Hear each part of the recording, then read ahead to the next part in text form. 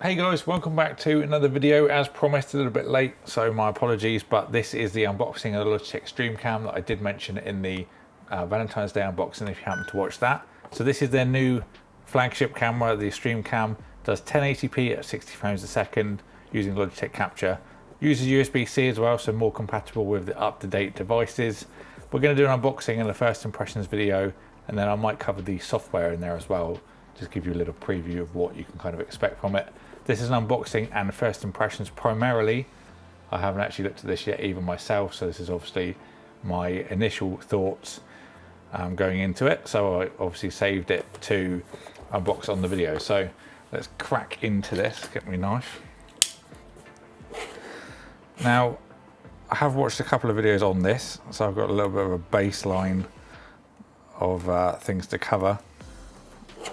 There has been some reviews go up already as well, so I will let you check those out if you want a bit of a more detailed review, but this is more of a primarily my thoughts and initial impressions. So camera straight away as we get into the box, very literally the first thing.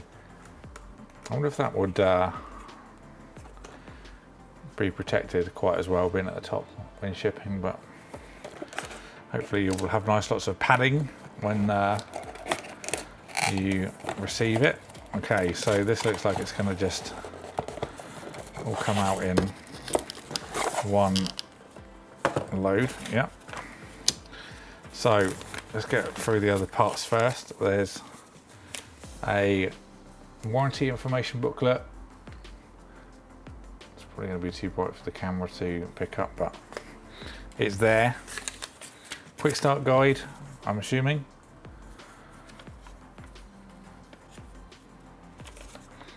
Yep. And a 3 month premium license to XSplit. Now, I haven't used XSplit for a long time, and I might give a little dabble into it again. Is it going to focus?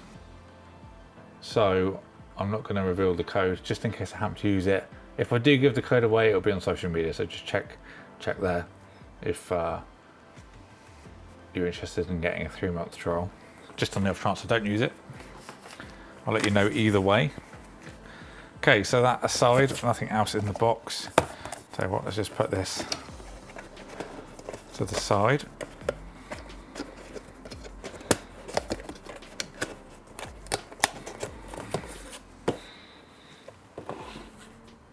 Okay, so grab this cable out. So what do we have here?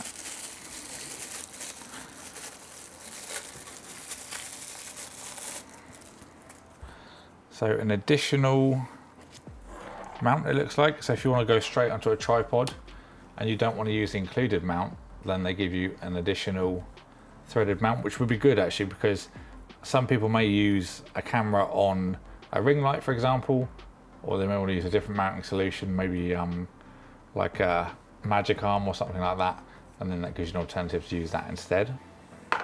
Also, if you're using a cheaper ring light, not all of them can take that much weight, so this is a little bit different.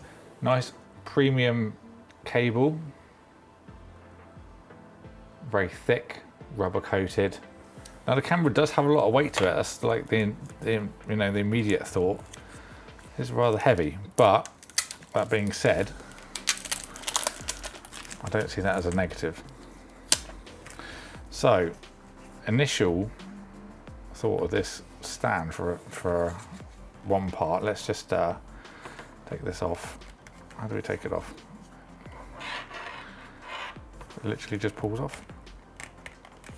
Okay, so I'm going to break it. This is on there.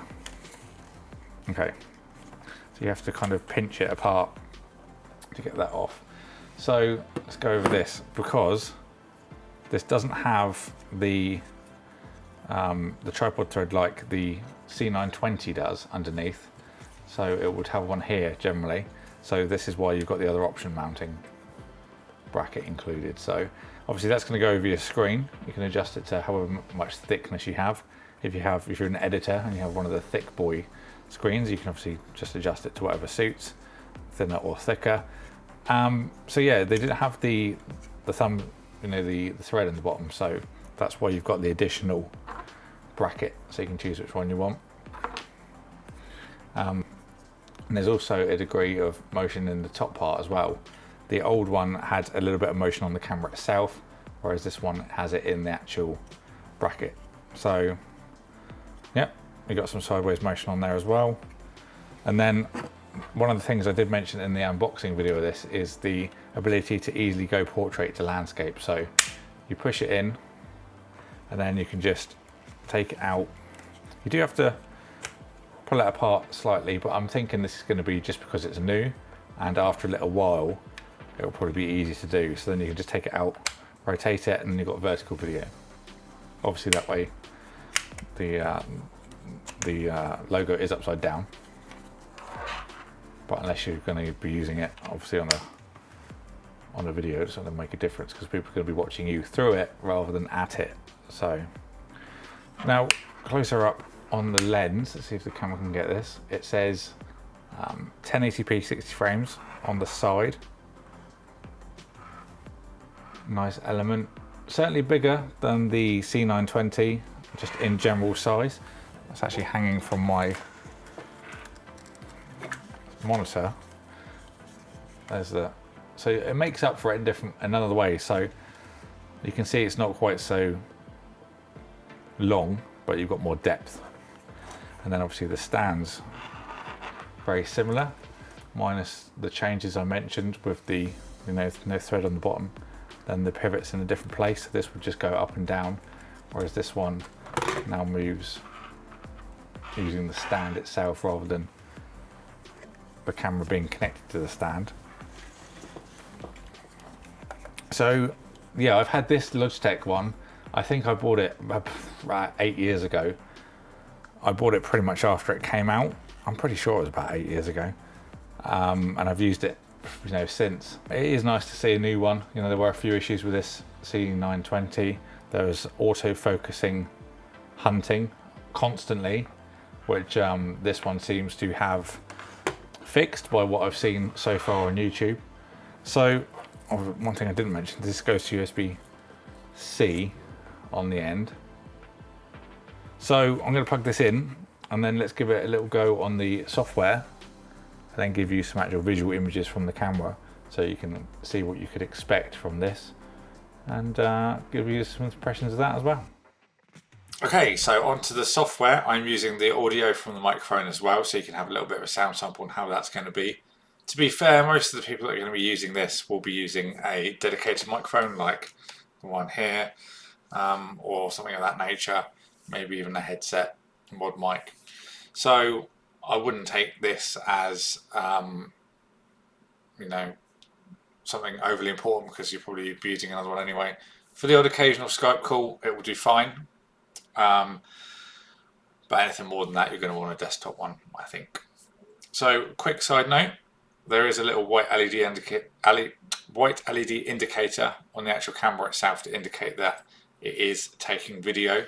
The C920 had the blue around the sides, which was a little bit invasive, because you could really, when you were looking at your screen, you could tell it was really glowing in your peripheral vision. This one isn't quite as intrusive at all.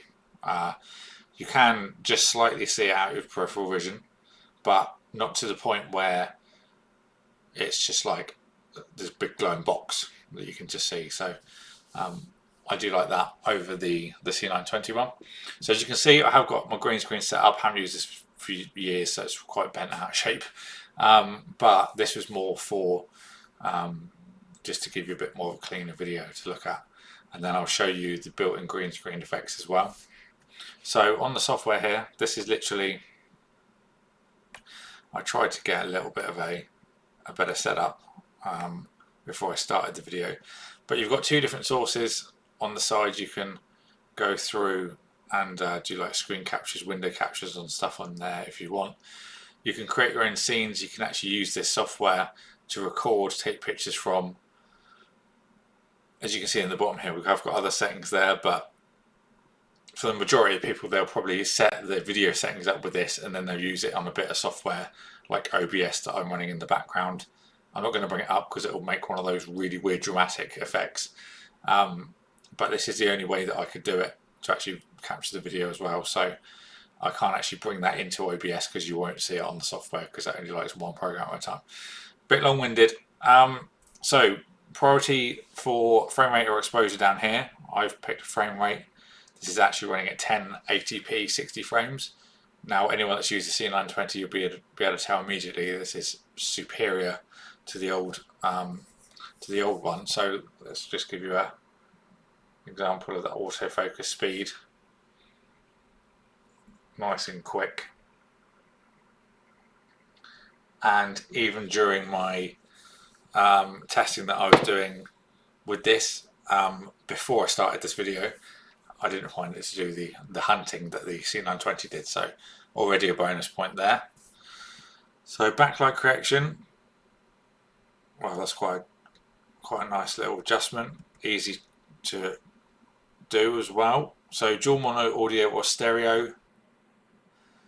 I don't know if this will make any difference to the sound that's exported. It may just be through this program. Now, image stabilization will bring the video in slightly. To be fair, if you're using a green screen like I am here at the moment, you'll probably want image stabilization on. So, for example, if I shake the desk, there's not very much movement there.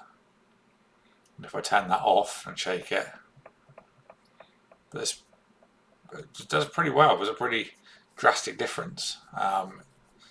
Some nice shake reduction there, especially if, unless obviously you have the camera set to a light stand or something, then you're going to have it on the desk anyway, so bang that stabilization on.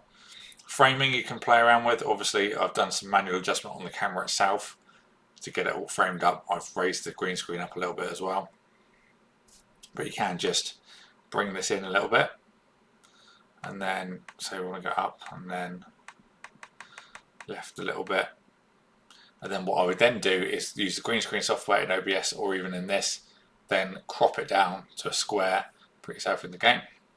So let's reset that for now. Auto white balance, you can change, and that's done in Kelvin as well, which is nice. But for the majority of things you're going to be doing, you can leave that to auto. Go down a bit further. It's a little bit finicky, this scroll bar. So you've got some image settings in there for your brightness, contrast, your saturation and your colour. Anti-flicker, I did actually enable this. You will, I don't know if you'll be able to pick it up now because of the green screen, but I did have quite a lot of shake with the office lights in here, and enabling the 50 Hertz over the 60, there goes, the flicker's back. It was the 60 Hertz that was doing that. Because I'm in the UK, we use 50 Hertz, so enabled that, and it's gone straight away. So nice and simple for that one. That was the first thing I looked for when I went into it. Chroma key. Now, the lag you're seeing at the moment will be because I'm recording this at the same time. Let's see if we can. Now, obviously, ignore the lag, but to be fair, that's not too bad of an image. There isn't any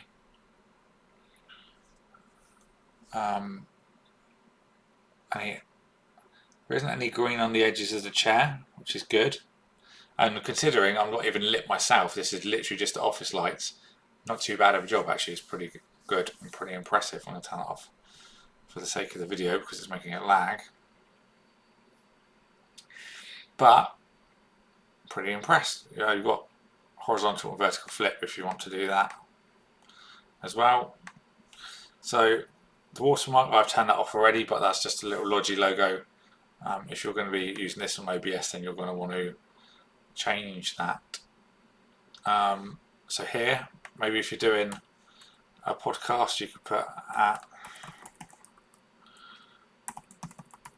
your handle in the bottom. Different styles available from there. Scene effects. I did try this out briefly yesterday. Some different ones. buttons. Okay, you need to unlock those by logging in. Going further down, so here's your resolution and frame rate settings. So I've got full HD currently. You can do different modes as well, your different ratios, I should say, not modes. So you're sticking with 1080 and then 60 frames, which is the maximum potential of this camera. You can choose your encoder on there as well, where it's going to save your files. 3-to-1 countdown, which is quite handy. Enhanced screenshots, the framing grid if you want to get it all nice and squared, but that's probably more for your photos. Audio settings, StreamCam, or the built-in one to your computer or your laptop, whatever you're using. And then some hotkeys, so you can set hotkeys for the software if you want to. So as a kind of summary, I suppose, of the software, there's a lot of different options in there available, certainly more than what there was on the C920, which is nice. It seems to be a lot more refined as well. The last time I used the Logitech option software for the camera, it was pretty bad, and it's certainly nice to see that they've improved the product by the quality and also improved the quality of the software at the same time as well. So I think that's pretty much it for this video. Let me know what you think about the video and the sound quality as well. As I did say, you'll probably be using a external microphone if you're going to be streaming, but for the majority of things that you want to do quick, maybe a Skype call, maybe jumping on Discord, it will be perfectly adequate. If you have any more questions about this, leave them in the comments box below and I'll get back to you. If you want to get one of these, I will put a link in the description box. Thank you to Logitech for sending this out for me to review. If you enjoyed the video, don't forget to subscribe and ding the bell so you don't miss an upload. Thank you all for watching, and I'll see you all in the next one.